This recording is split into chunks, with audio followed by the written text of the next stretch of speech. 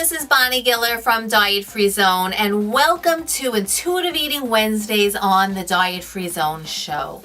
Today we're going to talk about the difference between physical hunger and emotional hunger, and how do you distinguish between the two. Many times my clients tell me that they are feeling physical hunger, but in fact, as we begin to talk and I begin to probe, in fact, they're not experiencing physical biological hunger. It is an emotional hunger, and they're confusing the signals. So let's take a look at physical hunger first.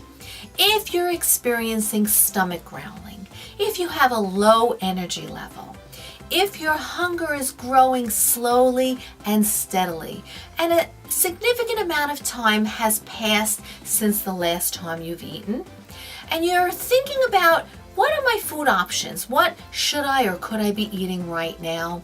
And then you begin to eat and the food is satisfying to you, then more than likely this is a physical hunger. And what I would love for you to do is engage in mindful eating as you are eating what food you choose. So sit down, use the 4 S's of mindful eating that we've discussed in a previous episode of the Diet Free Zone show.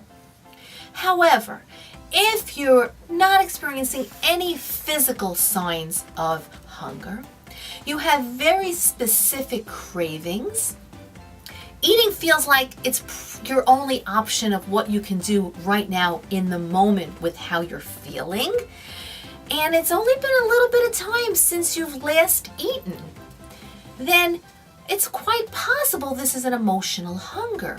And you begin to eat and the food isn't really fully satisfying you. And you're finding that you're wandering around the kitchen searching for more food. More than likely, we are dealing here with an emotional hunger and not a physical hunger. And so, what could you do? I'm going to go over 2 ways you can handle this emotional hunger.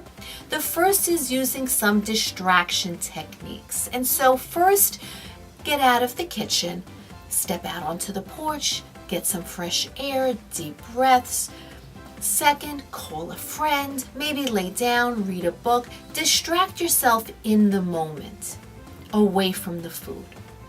Or you might seek to use some comforting techniques such as deep breathing, a massage, connecting with a loved one, walking in the garden, whatever you find comforting for you without it being food.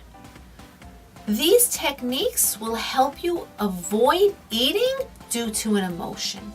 Now, of course, we really do need to dig in and understand what are your emotional triggers that lead you to eat.